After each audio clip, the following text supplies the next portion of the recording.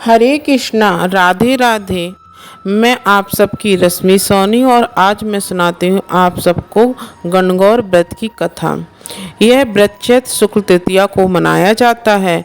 इसी दिन सुहागन स्त्रियां व्रत रखती हैं। कहा जाता है इसी दिन भगवान शंकर ने अपनी अर्धांगिनी पार्वती को तथा पार्वती ने तमाम स्त्रियों को सौभाग्य का वर दिया था।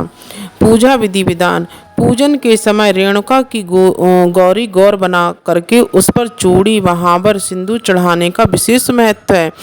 चंदन अक्षत धूप नैवेद्य से पूजन करने, सुहाग सामग्री चढ़ाने तथा भोग लगाने का नियम है। यह व्रत रखने वाली स्त्रियों को गौर पर चढ़े सिंदूर को अपनी मांग में लगाना चाहिए।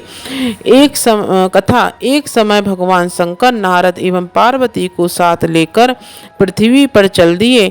भ्रमण करते हुए तीनों जब एक गांव में पहुंचे, उसी दिन चैत्र शुक्ल तृतीया थी। गांव के लोगों को जब शंकर जी की सूचना मिली तो धनी स्त्रियां उनके पूजना अर्थात नाना प्रकार के रुचिकर भोजन बनाने में लग गईं। इसी कारण से उन कुलवंत स्त्रियों को काफी देर हो गई। दूसरी ओर निर्धन स्त्रियां जैसी बैठी थी वैसे ही थाल में हल्दी चावल अक्षत जल लेकर शिव पार्वती की पूजा की। अपार श्रद्धा भक्ति में निमग्न उन स्त्रियों को पार्वती ने पहचाना तथा उनकी भक्ति रूपी वस्तुओं को स्वीकार कर उन सबके ऊपर सुहाग रूपी हरिद्रा हल्दी छिड़क दिया। इस प्रकार मातेश्वरी गौरी से आशीर्वाद तथा मंगल कामनाएं प्राप्त कर वे औरतें अपने अपने घर चली आईं। तत्पश्चात कुलवंत स्त्रियां 16 श्रृंगार 56 प्रकार के भोजन सोने के थाल में सजाकर आईं। तब भगवान शंकर ने शंका व्यक्त करते हुए कहा, पार्वती जी, तुमने तमाम सुहाग प्रसाद तो साधारण स्त्रियों में बांट दिया, अब इन सबको क्या दोगी? पार्वती जी ने कहा, आप इसकी चिंता छोड़ दें। उन्हें ऊपरी पदार्थों से निर्मित रस दिया है, इसलिए उनका सुहाग धोती से रहेगा, परंतु इन लोगों का मैं अपनी अंगुली चीर कर रक्त सुहाग रस दूंगी, जो यह मेरे समान ही सौभाग्यशालिनी बन जाएंगी। जब कुलीन स्त्रियां शिव पार्वती जी का पूजन कर चुकी तो देवी पार्वती ने अपनी उंगली चीरकर उसके रक्त को उनके ऊपर छिड़क दिया और कहा, तुम सब वस्त्राभरणों का परित्याग कर माया मोह से रहित हो तथा तन मन धन से पति की सेवा करना, तुम्हें अखंड सौभाग्य की प्राप्ति होगी। भवानी का यह आशीर्वाद वचन सुनकर तथा प्रणाम कर कर कुलीन स्त्रियां भी अपने अपने घर लौट आईं तथा पतिपरायण बन गईं। छिड़का खून जिसके ऊपर जैसा पड़ा था उसने वैसा ही सौभाग्य प्राप्त किया। उसके पश्चात पार्वती जी ने पति की आज्ञा से नदी में जाकर स्नान किया, बालू का महादेव बनाकर पूजन किया, भोग लगाया तथा प्रदक्षिणा करके 2 कणों का प्रसाद खाकर पार्वती ने मस्तक पर टीका लगाया। उसी समय उस पार्थिव लिंग से शिवजी प्रकट हुए तथा पार्वती जी को वरदान दिया कि आज के दिन जो स्त्री मेरा पूजन तथा तुम्हारा व्रत करेंगी उनके पति चिरंजीवी रहेंगे तथा अंत में उन्हें मोक्ष मिलेगा। भगवान शिव का यह वरदान देकर अंतर्ध्यान हो गए। तत्पश्चात पार्वती जी ने नदी तट से चलकर उस स्थान पर आईं जहां पर पति देव तथा ऋषि नारद को छोड़कर गई थीं। अतएव शिव जी ने विलंब का कारण पूछा तो इस पर पार्वती ने उत्तर दिया, मेरे भाई भावज नदी के किनारे मिल गए थे। उन्होंने मुझसे दूध भात खाने तथा ठहरने का आग्रह किया, इसी कारण से नाथ मुझे आने में देर हो गई। ऐसा सुनकर अंतर्यामी भगवान शंकर स्वयं दूध भात खाने के लिए चल दिए। पार्वती ने जब समझा कि ढोल का पोल खुल जाएगा तो अधीर होकर पति से प्रार्थना करने लगी।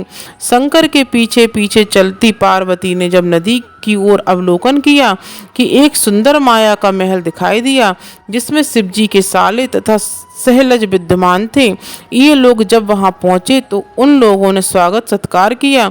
2 दिन तक तीनों ने उनका आतिथ्य ग्रहण किया।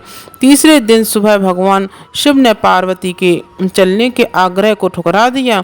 इससे देवी काफी कुपित हुई तथा अकेली ही चल पड़ी।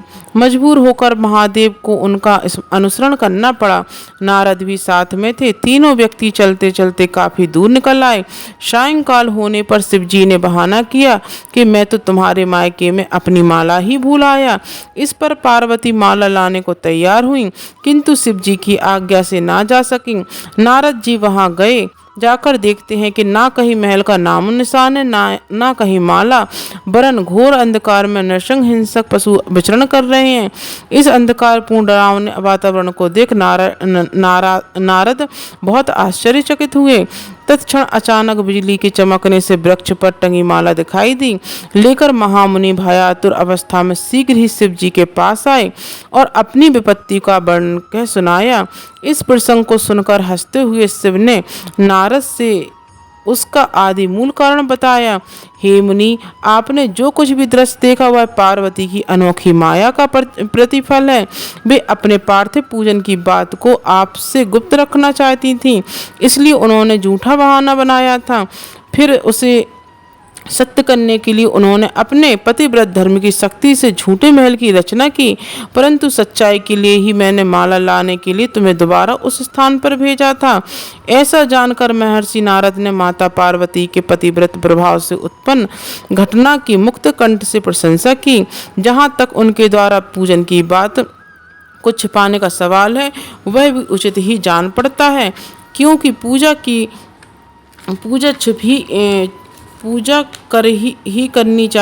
छिपकर ही करनी चाहिए। मेरा यह आशीर्वचन है कि जो स्त्रियां इस दिन को गुप्त रूप से पति का पूजन कार्य संपादित करेंगी, उनकी समस्त मनोकामनाएं की पूर्ति होगी तथा उनके पति भी चिरंजीवी होंगे। चूंकि पार्वती जी ने इस व्रत को छिपाकर किया था, उसी परंपरा के अनुसार आज भी पूजन के अवसर पर पुरुष उपस्थित नहीं होते हैं। उज्मन ब्यावली लड़की पहली साल की गणगौर को गणगौर का उज्मन करना चाहिए। इसमें गणगौर की पूजा करते समय 8 मीठी व 8 फीकी मीठी गणगौर चढ़ाएं। 16 जगह 8 मीठी व 8 फीकी मीठी पर तिल व रुपया रखकर हाथ फेर कर बायना निकालकर सासू जी के पैर छूकर देवें। जय जय श्री राधे। अगर आपको कथा पसंद आई हो तो मेरे इस चैनल को सब्सक्राइब करें, शेयर करें, लाइक करें। सभी को राधे राधे।